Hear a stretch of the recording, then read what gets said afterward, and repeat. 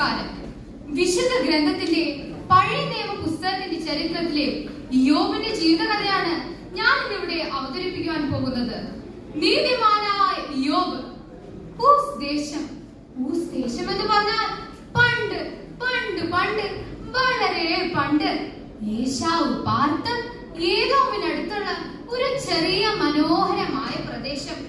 ആ മനോഹരമായ പ്രദേശത്താണ് നമ്മുടെ യോബ് താമസിച്ചിരുന്നത്. ദൈവം അവനെ ഒത്തിരി സ്നേഹിച്ചിരുന്നു. തിരിച്ചും യോബും ദൈവത്തെ ഒത്തിരി സ്നേഹിച്ചിരുന്നു. ദൈവവിശ്വാസത്തിൽ ജീവിച്ച യോബ് നിഷ്കളങ്കനും നീതിമാനുമായിരുന്നു. നിഷ്കളങ്കൻ നേരുള്ളവൻ, നീതിമാൻ ദോഷം വിട്ടകലുന്നവൻ, ദൈവം കൊടുത്തൊരു സമ്മാനം, ദൈവം കൊടുത്തൊരു സാക്ഷിപത്രം. അതെ, യോബിനെ കുറിച്ച് പറയുമ്പോൾ ഒത്തിരി ഉണ്ട് പറയാൻ. നിഷ്കളങ്കൻ, നീതിമാൻ, ദോഷം വിട്ട് അകലുന്നവൻ എന്ന് മാത്രമല്ല, ദൈവത്താൽ ഉത്തമൻ എന്ന് തെളിയിക്കപ്പെട്ടവൻ കൂടിയാണ് യോബ്. കുടുംബത്തെ കുറിച്ച് പറഞ്ഞാലോ, നല്ല ചുറുചോർക്കുള്ള 1, 2 10 മക്കളാണ് യോബിന്. യോബിന് അനേകം ദാസീദാസന്മാരുണ്ടായിരുന്നു. 7000 ആടുകൾ, 3000 ഒട്ടകങ്ങൾ എന്നിങ്ങനെ കിടക്കുന്ന സമ്പത്ത്. ചുരുക്കത്തിൽ പറഞ്ഞാൽ ഒരു കൊച്ചു നാട്ടുരാജാവ് തന്നെയായിരുന്നു യോബ്. അനേകം കൂട്ടുകാരും ഉണ്ടായിരുന്നു യോബ്. എന്നിരുന്നാലും യോബ് ദൈവത്തെ സ്തുതിച്ചിരുന്നു. ഇത്രത്തോളം യഹോവ സഹായിച്ചു, ഇത്രത്തോളം ദൈവം എന്നെ നടത്തി, ഒന്നുമില്ലായ്മയിൽ നിന്നെ ഉയർത്തി, ഇത്രത്തോളം യഹോവ സഹായിച്ചു. അതെ, അങ്ങനെ സന്തോഷപൂർവമായ നാളുകൾ കഴിയുമ്പോഴാണ് തന്റെ മക്കളെ ദൈവവിശ്വാസത്തിൽ വളർത്താൻ ആ മാതാപിതാക്കൾ ഒരു മടിയും കാണിച്ചിരുന്നില്ല. തന്റെ മക്കളെ കാണും ദൈവവിശ്വാസത്തിൽ അകലുമോ എന്നുള്ള ഭയം ആ പിതാവിന്റെ മനസ്സിലുണ്ടായിരുന്നു. അതുകൊണ്ട് തന്നെ ആണ്ടുതോറും ഭൂമയാഗം നടത്തുക പതിവായിരുന്നു. യോബിന്റെ മക്കളോട് അവരുടെ കുടുംബത്തെ കുറിച്ച് ചോദിച്ചാൽ അവർ ഇങ്ങനെ പറയും: ദൈവമുള്ള വീട്ടിൽ ജനിച്ചു ഞങ്ങൾ, ദൈവമുള്ള വീട്ടിൽ വളർന്നു ഞങ്ങൾ, ഭാഗ്യമെത്ര ഭാഗ്യം ദൈവനാഥനെ, വാഴ്ത്തിപ്പാടുമെന്നും സ്നേഹനാഥനെ.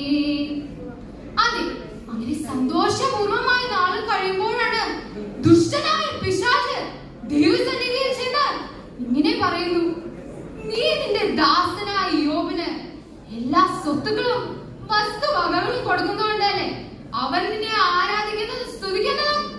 അതൊക്കെ എടുത്തു മാറ്റി നോക്ക, അപ്പൊ നമുക്ക് കാണാം അവൻ നിന്നെ ശപിക്കുമോ ഇല്ലയോ എന്ന്. ദൈവം പറഞ്ഞു: നീ അവന്റെ എല്ലാ സ്വത്തുക്കളും വസ്തുവകകളും എടുത്തുകൊള്ളു, പക്ഷെ ഒരു കാര്യം മാത്രം, അവന്റെ പ്രാണന് മാത്രം തൊടരുത്. അങ്ങനെ ഇരിക്കുമ്പോഴാണ് യോബിന്റെ മൂത്തമകന്റെ വീട്ടിൽ ഒരു വലിയ വിരുന്ന് നടക്കുന്നത്. അവിടെ എന്തൊക്കെ ഉണ്ടായിരുന്നു? പാല്, പാൽക്കട്ടി, മലര്, തേന്, ആട്, മാട് എന്നിങ്ങനെ എല്ലാം കൊണ്ടും ആ തീന്മേശ നിറഞ്ഞിരുന്നു. അവിടെ ആരൊക്കെ ഉണ്ടായിരുന്നു എന്ന് അറിയാമോ? യോബിന് 10 മക്കൾ, അവരുടെ ഭാര്യമാർ, ദാസന്മാർ എന്നിങ്ങനെ എല്ലാവരും. അങ്ങനെ ഇരിക്കുമ്പോഴാണ് ഒരു കൊടുങ്കാറ്റ് അടിക്കുന്നത് പോലെ ആ വീടിന്റെ 4 ചുമരുകളും ഇടിഞ്ഞു വീഴുന്നത്. ആകാശത്തിൽ നിന്ന് തീ ഇറങ്ങി വന്ന് അവിടെയുള്ള എല്ലാ വസ്തുക്കളെയും, യോബിന്റെ എല്ലാ വസ്തുക്കളെയും കത്തിച്ചാമ്പലാക്കി. ശെബായൻ വന്ന് വയലിൽ ഉഴുന്ന നടന്നിരുന്ന പെൺകഴുതകളെല്ലാം കൊണ്ടുപോയി. പാവം യോബിന്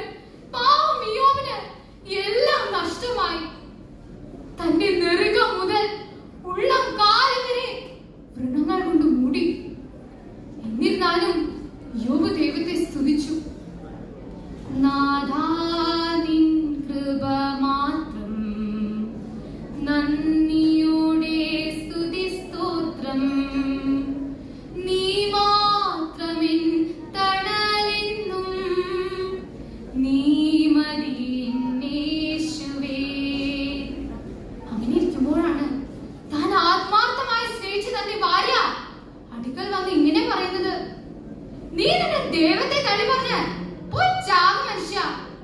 ഇത് കേട്ടപ്പോൾ യോബ് അതീവ ദുഃഖിതനായി അവളോട് പറഞ്ഞു, എന്റെ ചർമ്മം അഴുകിയില്ലാതായാലും എന്റെ മാംസത്തിൽ നിന്നും ഞാൻ എന്റെ ദൈവത്തെ കാണും. ദൈവമറിയാതെയൻ ജീവിതത്തിലൊന്നുമേ വന്നിടുകില്ലെന്നു ഞാൻ വിശ്വസിച്ചിടും. ദൈവത്തിന് സാധ്യമായി ഒന്നുമില്ലേ ഭൂമിയിൽ, ദൈവരാജ്യം മാത്രം ഞാൻ നേടേണ്ടതുള്ളൂ. അങ്ങനെ ഇരിക്കുമ്പോഴാണ് നമ്മുടെ ദൈവം, നമ്മുടെ സർവശക്തനായ ദൈവം ഒരു ചുഴൽക്കാറ്റിന്റെ രൂപത്തിൽ യോബിന് പ്രത്യക്ഷപ്പെടുന്നത്. യോബും ദൈവവും അധികം നേരം സംസാരിച്ചു. യോബ് തന്നെ താഴ്ത്തി ദൈവത്തോട് സംസാരിച്ചു. ദൈവം അവനെ നീതിയുടെ കിരീടം അണിയിച്ചു. അവന് നഷ്ടപ്പെട്ടതെല്ലാം ഇരട്ടിയായി തിരിച്ചു കൊടുത്തു. യോബ് ഇങ്ങനെ ദൈവത്തെ സ്തുതിച്ചു. വിശ്വാസമോടെ പാദാന്തികത്തിൽ അണയുന്നു പടികൾ ഞാൻ, വിശ്വസ്തനാഥ വിണ്ണിൽ നിന്നും കൃപമഴ തൂകേണമേ. പ്രിയപ്പെട്ടവരെ, പ്രപഞ്ച സൃഷ്ടാവായ ദൈവത്തിന്റെ ലക്ഷ്യങ്ങൾ മനുഷ്യബുദ്ധിക്ക് അപ്രാപ്യമാണ്. ഈ ലോക സുഖങ്ങളുടെ പിന്നാലെ പായാതെ യോബിനെ പോലെ നമുക്കും ദൈവവിശ്വാസത്തിൽ മുറുകെ പിടിച്ച് ജീവിക്കാൻ ദൈവം നമ്മളെ എല്ലാവരെയും അനുഗ്രഹിക്കട്ടെ. നന്ദി, നമസ്കാരം.